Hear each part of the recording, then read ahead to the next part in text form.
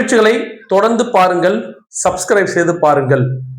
அனிதா ராதாகிருஷ்ணன், ஏவா வேலு மற்றும் செந்தில் பாலாஜியின் தம்பி திரு அசோக், இந்த 3 பேர் இன்னைக்கு தமிழகத்தின் ஹாட் டாபிக். தேர்தல் முடிந்த நாள்ல இருந்து விஜய் சார் என்னைக்கு இந்த அரசியலுக்கு வந்தாரோ, என்னைக்கெல்லாம் இந்த ஹாட் நியூஸ் வந்துட்டே இருக்கு. பிரேக்கிங் நியூஸ் தொடர்ந்து கிட்டத்தட்ட ஒரு பிப்ரவரி மாசம், இந்த வருஷம் ஃபுல்லா சொல்லலாம், 2026 ஜனவரில இருந்து இன்றைய தேதி வரைக்கும் ஒரு நாளும் ஒரு நியூஸ் மிகப்பெரிய அளவில் பரவிட்டு இருக்கு. அந்த ஹாட் நியூஸ் தமிழக மக்களுக்கு தேவையானதா அப்படின்னு கேட்டா கண்டிப்பா இல்லை.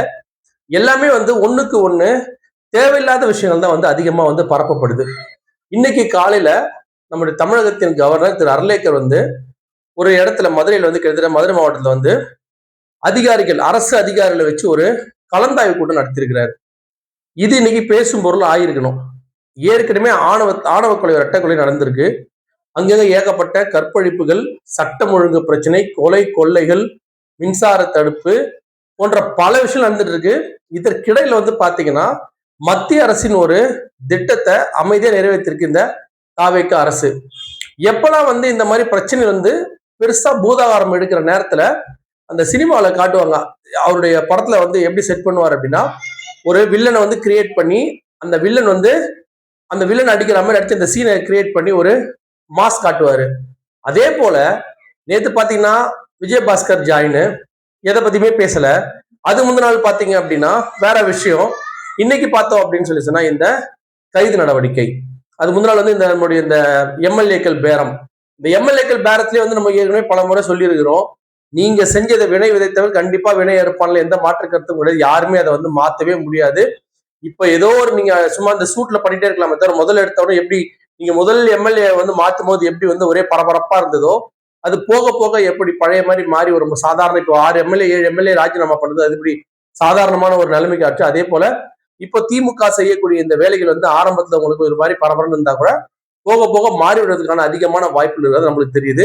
இது 2 மாசம் 3 மாசம் கழிச்சதுக்கு அப்புறமா கண்டிப்பா இது ரொம்ப சாதாரணமான ஒரு விஷயமா ஆக்கப்படும் அப்படின்றதுல எனக்கு எந்த மாற்று கருத்தும் கிடையாது. அப்ப இந்த எம்எல்ஏக்களின் பேரம் கண்டிப்பா ஒரு விஸ்வரூபம் எடுக்கிறதுக்கான வாய்ப்பு இருக்கும். அப்ப தாவேக அரசு கவிழ்றதுக்கான ஒரு வாய்ப்பும் அவங்களே ஏற்படுத்தி கொண்டிருக்கிறாங்க. அப்படியே இன்னொரு பக்கம் பார்த்தோம் அப்படின்னா, இந்த கைது நடவடிக்கையில திரு அனிதா ராதாகிருஷ்ணன் திரு முதலமைச்சர் திரு விஜய் அவர்களை ரொம்ப பாதுகாப்பா பேசணும் போல இருக்கு. ஏன்னா அவர் முதல்ல அவர் ஆட்சி, மற்ற கட்சியில் ஆட்சி செய்யும்போது ஸ்டாலின் ஐயா ஸ்டாலின் அங்கிள் கூப்பிட்டு எந்தெந்த மாதிரிலாம் பேசினா சொல்லி தெரியும். அப்படியாப்பட்ட சூழல் இருக்கிற இந்த நேரத்துல இப்போ இவர் நம்ம அனிதா ராதாகிருஷ்ணன் சிஎம் தவறா பேசிட்டாரு அப்படின்ற மாதிரி ஒரு சூழல் உண்டு பண்ணிருக்கிறாங்க. அவர் ஒருவேளை தவறா பேசியிருந்தா கண்டிப்பா கண்டிக்கத்தக்கது. நம்ம மறுத்து பேசுறதில்லை. அது அவருடைய பர்சனல் விஷயம் பேசினா கண்டிப்பா மறுத்து பேச வேண்டிய அவசியம் இருக்கிறது. ஆனா அதே நேரத்துல ஒரு பொது வழியில வரக்கூடிய ஒரு சில விஷயங்களை அரசியல்வாதிகள் கையில் எடுப்பது ரொம்ப யதார்த்தமான ஒரு விஷயம் தான். ஆனால் இன்னைக்கு திரு அனிதா ராதாகிருஷ்ணன் அவர்கள் எதுக்கு இப்படி பண்றாங்க அப்படின்றது நம்ம கிளியரா சின்னதா ஒரு பேக்ட்ராப் போட்டா தெரியும் நமக்கு. இன்று தாவேகாவை எதிர்க்கக்கூடிய திமுக 2-3 எம்எல்ஏக்கள் ரொம்ப தீவிரமா இருந்தாங்க. திரு சிவசங்கர் அவர் ஏதோ ஒரு கேஸ் போட்டு ஒரு 2 days முன்னாடி அவர் வாயை அடைக்க முயற்சி பண்ணாங்க. திரு ஏவாவேல் சட்டமன்றத்திலே கொஞ்சம் ஒரு மாதிரியா இப்படி பண்றாரு அப்படின்ற மாதிரி ஒரு பேசணும்னா, ஏவாவேலுக்கு ஒரு லஞ்ச ஒழிப்புத்துறை அதிகாரியை அமிச்சு அவர் சிங்கப்பூருக்கு ஃபிளைட் இது அமுச்சு விட்டாங்க. அப்படி இன்னொரு பக்கம் பார்த்தோம் அப்படின்னா, செந்தில் பாலாஜி அவங்களுடைய அந்த ஒரு திருப்பாச்சி பிறந்த வர 3 வில்லன்ல மெயின் வில்லன் அவங்க செந்தில் பாலாஜி தான். அவரை அடக்கிறதுக்கு மேல ஒரு தம்பியை மேல ஒடுக்க நினைக்கிறாங்க. அதுக்கு அடுத்தது யாருன்னு பாத்தீங்கன்னா திரு அனிதா ராதாகிருஷ்ணன் போல செந்தில் பாலாஜியிட கை வைப்பதற்கான ஒரு வாய்ப்பை ஏற்படுத்திருக்கிறாங்க. கரூர் போற செந்தில் பாலாஜியை கைது பண்ணணும்னு ஆசைப்படுறாங்க. இது எல்லாமே ஒரு சினிமா பணிலே இருக்கு பாருங்க. அவங்க அமைச்சர்கள் பேசுறது எல்லாமே நமக்கு அதை பார்க்க நம்ம ஒரு ஒரு திமுகவோட அபிமானி, ஒரு அதிமுக அபிமானி அப்படிலாம் இல்லை. ஒரு தமிழ்நாட்டின் ஒரு சாதாரண பிரஜையா நான் சொல்றேன். இன்று தமிழகத்தில் கவனிக்க வேண்டிய அரசியல் விஷயங்கள் என்ன அப்படின்றத விட்டுட்டு அனிதா ராதாகிருஷ்ணன் ஒருமையில பேசினார். நீங்க பேசின பேச்சுல உங்களோட விர்ச்சுவல் வாரிசு உட்பட, உங்களுடைய கட்சி தொண்டர்கள் உட்பட, உங்களுடைய கட்சியினுடைய தலைவர்கள் உட்பட பேசியதுல அவர் என்ன பேசியிருந்தாலும் தவறா இருந்தா தனி. ஆனா அதுக்காக இவ்வளவு பெரிய கைது பண்ணி நீங்க நீதிமன்றத்துல வழக்கு போட்டு அது வழக்கை தொடர்ந்து நடத்தி அது ப்ரூவ் பண்ணும்போது தான் நீங்க அவர்கிட்ட நீங்க என்ன பண்ணணும் அப்படின்னா கைது செய்தலாம். இல்லைன்னா மன்னிப்பு கேட்க வைக்கலாம். நீங்க கோர்ட்ல நான் தவறா பேச நான் மன்னிச்சேன்னு சொல்லி சொன்னா இது விட வேண்டிய ஒரு விஷயத்த எதுக்கு இவ்வளவு பெரிய பூதாகாரமான விஷயமா தாவேக அரசு ஆக்குது அப்படின்றது நமக்கு தெரியல, சினிமா பாணி தான். நம்ம என்ன பண்ண பாரு அவர் அப்படின்னு. இது நாளைக்கு வந்து திரும்ப வந்து தாவேக்காக்கு அடிக்குன்றத இவங்க மறந்துடக்கூடாது. எப்படி வந்து ஒரு எம்எல்ஏ வந்து இவங்க வந்து விலைக்கு வாங்குறாங்களோ அதே மாதிரி அவங்க எம்எல்ஏ விலைக்கு வாங்குவாங்க. ஒருவேளை வந்து இந்த ஆட்சிக்கு வந்து மீண்டும் வந்து திமுகவோ அல்லது அதிமுகவோ ஆட்சிக்கு வந்தால் தாவேக்காவின் நிலைமை வந்து ரொம்ப ரொம்ப ரொம்ப நிலைமை வந்து மோசமாக மாட்டேங்குது. எந்த மாற்று கருத்துமே கிடையாது. கண்டிப்பா வந்து இந்த நம்முடைய ரொம்ப பேர் வந்து நம்ம லஞ்சம் போயிடுச்சு, லாவண்யம் போச்சுன்னு சொல்றாங்க. சுத்தமான கைகள்ன்றாங்க. நம்ம ஏற்கனவே பல தடவை சொல்லிடுறோம். திரு விஜய் அவர்கள் வந்து ஆட்சிக்கு வந்து 50 நாள் தான் ஆகுது. எப்படி அவரை பத்தி கெட்டதை இப்ப பேசக்கூடாதோ அதே மாதிரி அவர் ஆட்சி நடக்க கெட்டதை இப்ப எப்படி நீங்க பேசக்கூடாதுங்களோ அதே மாதிரி அவர்கள் ஆட்சி நடக்கும் நல்லதுன்னு சொல்லி நீங்க எதுவுமே வந்து பேச வேணாம். அதுவுமே நீங்க 6 மாசம் கழிச்சு தானே பேசணும். 6 மாசம் கழிச்சு இந்த கைவிட்டு போயிருக்கா, லஞ்ச லாவண்யம் போயிருக்கா, 6 மாசம் கழிச்சு பேசுறது நல்லது மட்டும் இப்பயே பேசுறீங்க, கெட்டதை மட்டும் திமுக கையில வந்து தூக்கி போடுறீங்க. மேலும் வந்து இந்த கையூட்டு எல்லாம் போயிடுச்சுன்னு சொல்றது ஒரு நிரந்தரமான ஒரு உண்மை கிடையாது. இன்னும் டாஸ்மாக்ல அதே மாதிரிதான் இருக்கு. அதே மாதிரி தஞ்சாவூர் அந்த மூட்டைக்கு 40 ரூபான்னு சொல்லி போய் அங்க போய் பேசிட்டு வந்தாரு, அதுவும் அப்படியே தான் இருக்கு. அது போல பல விஷயங்கள் அப்படியே தான் இருக்கு. சும்மா அங்க வர்றது ஒரு 4-5 விஷயம் வந்து பெருசா போட்டு காட்டி ஒரு பெரிய விளம்பரம் தேடுவதற்கான ஒரு வேலை தான் ஆகி கொண்டிருக்கிறது. எந்த மாற்று கருத்தும் கிடையாது. இப்ப பொதுவா வந்து லஞ்ச லாவணி எதுக்கு வாங்கினா, ஒரு தவறான செயல் செய்தா லஞ்ச லாவணியம் வாங்குவாங்க. அந்த தவறான செயல் செய்யாம நேர்மையான செயல் செய்வதற்கு லஞ்ச லாவணியம் வாங்கினா அது தப்பு. தவறான செயல் செய்யறதுக்கு இன்னைக்குமே வந்து லஞ்சம் வந்து கொடுக்கப்பட்டு கொண்டுதான் இருக்குது. தவறான விஷயங்கள் நடந்து கொண்டுதான் இருக்கு. எதையுமே வந்து ஓவர் நைட்ல வந்து சரி பண்ண முடியாது. அது சட்டத்துல வந்து இடம் இருக்கும் பட்சத்துல அதை எல்லா அரசு அதிகாரிகளும் செஞ்சுன்னு தான் இருப்பாங்க. சரியான விஷயங்களுக்கு கைவிட்டு வாங்கினால்தான் அது வந்து தண்டிக்கப்பட வேண்டிய விஷயம். அது வந்து தவறான விஷயம் கைவிட்டு தரதை பத்தி யாரும் கொடுக்கறவனும் சரி வாங்கணும் சரி நடந்துன்னு தான் இருக்கு. தவறான விஷயம் நடக்காம தடுக்கிறதா இல்ல பெரிய விஷயமே தவிர தவறான விஷயங்களுக்கு லஞ்சம் கொடுப்பதை நீங்க தடுக்க முடியாது. சரியான விஷயங்களுக்கு லஞ்சம் கொடுப்பதை நீங்க தடுக்கலாம். ஆக இது மாதிரி ஒரு சில விஷயங்கள்லாம் இருக்கு. அங்கங்க ஆட்சியோட புதுசுல வந்து அங்கங்க ஒண்ணு இருக்கு, ஆனா 1000 வந்து கெட்டது இருக்கு. திரு சரத் அவர்கள் என்ற அமைச்சர் வந்து செஞ்ச அந்த அந்த ஒரு விஷயத்த வந்து இது வரைக்கும் தாவேக அரசு வந்து இந்த வரைக்கும் கண்டிக்கவே இல்லை.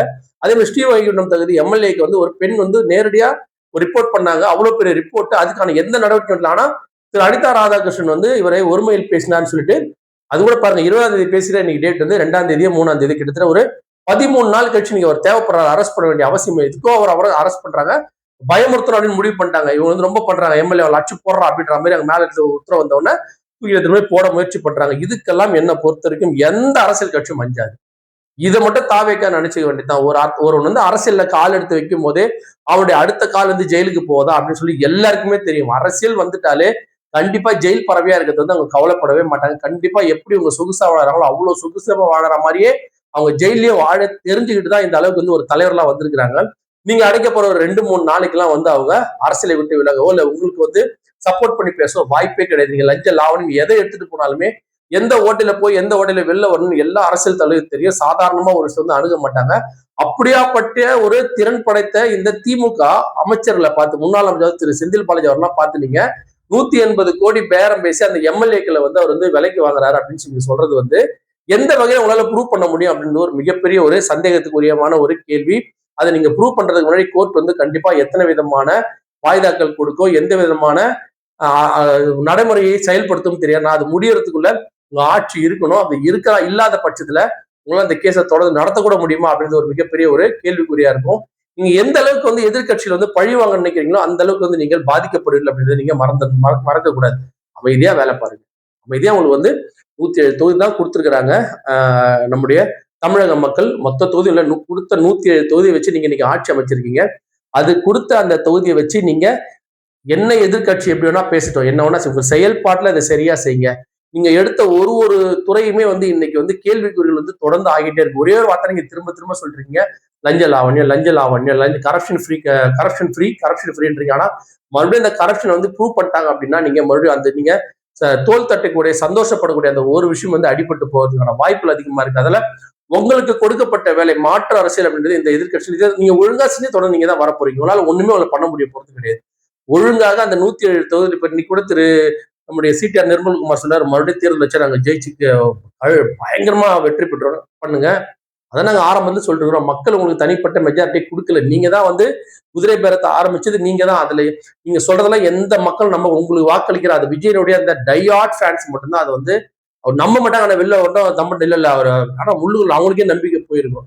அப்படியாப்பட்டதுல 107 தொகுதி தான் நீங்க ஜெயிச்சு 107 தொகுதி ஜெயிக்கல. மக்கள் உங்களுக்கு ஏகோபித்த ஆதரவை ட்ரை பண்ணி பாருங்க. தான் நீங்க இப்ப அவருக்கு மக்கள் கொடுத்தது கவர்னர் ஆட்சி, அதுதான் நீங்க வந்து செயல்படுத்திடும். ஒரு 2 வருஷம் விட்டுட்டு மறுபடியும் நீங்க வந்து எல்லா கட்சியும் மறுபடியும் போட்டி போட்டு தான் நீங்க இன்னது ஆயிருக்கும். ஆனா இன்னைக்கு நீங்க தொடர்ந்து ஒரு 3 மாதம் 4 மாதம் நீங்கள் ஆட்சி செய்யும் பட்சத்துல இது வந்து எப்படி மாறுதா இருக்க சொல்லிட்டு நம்ம போக போக தான் பார்க்க போறோம். ஆனா நீங்க செய்யக்கூடிய இந்த கைது நடவடிக்கைலாம் வந்து திமுகவை அதிமுகவை வந்து கண்டிப்பா வந்து எந்த விதத்திலும் வந்து பாதிக்காது.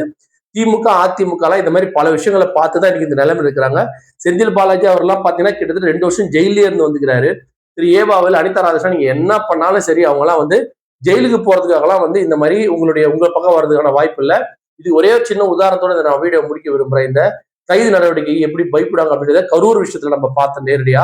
கரூர் விஷயத்துல ஏற்பட்ட உடனே திரு நம்ம நிர்மல்குமார் அவங்களும் அடுத்த நாளே கோர்ட்டுக்கு போயிட்டு முன்ஜாமீன் கேட்டதை வந்து யாரை மறக்க கூடாது. முன்ஜாமீன் கேட்டா அவங்க வந்து இன்னைக்கு சொல்றாரு நான் வழக்கு இல்லாம ஒரு குற்றம் இல்லாம எப்படிங்க முன்ஜாமீன் கேட்பாங்க. ஆனா அதே மாதிரி திரு நிர்மல்குமார் போன்றவங்க எல்லாம் கூட அன்னைக்கு கோர்ட்ல போய் முன்ஜாமீன் கேட்டதை அவங்க வந்து மறந்து விடக்கூடாது. கரூர் விஷயத்துல இவங்களாவது வந்து திரு ஏவாவேலு வந்து சிங்கப்பூர்ல போய் அட்மிட் ஆகிறாரு. அது உண்மையா பொய்யா நம்ம சப்ஜெக்ட் போக விரும்பல. ஒருவேளை அது நடிப்பா இருந்தா கூட அதை சொல்றதற்கான ஒரு தார்மீக பொறுப்பு வந்து தாவேக்கா கிடையாதுன்னா கரூர் விஷயத்துல வந்து பாத்தீங்கன்னா அங்க இருக்கிற சாதாரண நிர்வாகி கூட போனை சுவிட்ச் ஆஃப் பண்ணிட்டு 1 மாசம் எங்க போனீங்கன்னே தெரியாது. அந்த மாதிரி நேரத்துல வந்து திரு ஏவாவேலு வந்து அவர் வந்து சிங்கப்பூர் ஹாஸ்பிட்டல்ல போய் அட்மிட் ஆயிருக்கான்னு சொல்லி சொல்றாங்க. உண்மையா உடல்நிலை சரியில்லாத காரணமா இருந்தா நம்ம ஒன்றும் குறை சொல்ல முடியாது. 10 நாள் கழிச்சு மட்டும் வரேன்னு சொல்றாரு. எங்க இருக்குன்னு சொல்றாரு. அந்த விதத்தை வந்து அவரை நம்ம பாராட்டணும். ஆனா கரூர் விஷயத்துல நம்முடைய தாவேக்காவுடைய அடிமட்டத்துல இருந்து உயர்மட்ட தலைவர் வரைக்கும் யார் எங்க போய் ஒளிஞ்சாங்க என்ன பண்ணாங்கன்னு யாருக்குமே தெரியாத ஒரு சூழல் அளவுக்கு இன்று திமுக இருக்காது அப்படின்னு நீங்க மறக்க வேணாம். அதே போல அதிமுக இருந்து நீங்க வந்து சில பேரை வந்து எடுக்கிறதுனால அதிமுக அழிந்து உடனே பார்க்க வேணாம். அதிமுக நம்ம ஏற்கனவே சொல்லிக்கிறோம் ஒரே ஒரு சிறந்த தலைவர் புதிய தலைவர் வந்துட்டாருன்னு அதிமுக அப்படியே மலர்ந்து பூத்து மலர்ந்து காய் காய்க்கக்கூடிய ஒரு மரமா தான் இருக்கும். இப்ப தண்ணி கொஞ்சம் கம்மியா இருக்கு. ஒரு நல்ல தலைவருக்கான வருகைக்காக அந்த அதிமுக காத்து கொண்டிருக்கிறது. திரு எடப்பாடியோட சேர்ந்து அந்த நல்ல தலைவர் சேரும் பட்சத்துல சிறிது காலம் எடப்பாடி காலத்துக்கு அப்புறமா அந்த கண்டிப்பா அந்த கட்சியோட கிட்டத்தட்ட 1,34,00,000 பேர் இந்த வாக்களிச்சிருக்காங்க அந்த கூட்டணிக்கு. அப்ப அத்தனை ஓட்டுகளை சுவீகரிக்கிறதுக்கு கண்டிப்பா ஏதாவது ஒரு தலைவர் வந்து பெரிய தலைவர் வந்து கண்டிப்பா அதிமுகல சேருவாங்க. சேரும்போது அதிமுக திமுக அழிப்பது என்பது சாதாரண விஷயமா கிடையாது.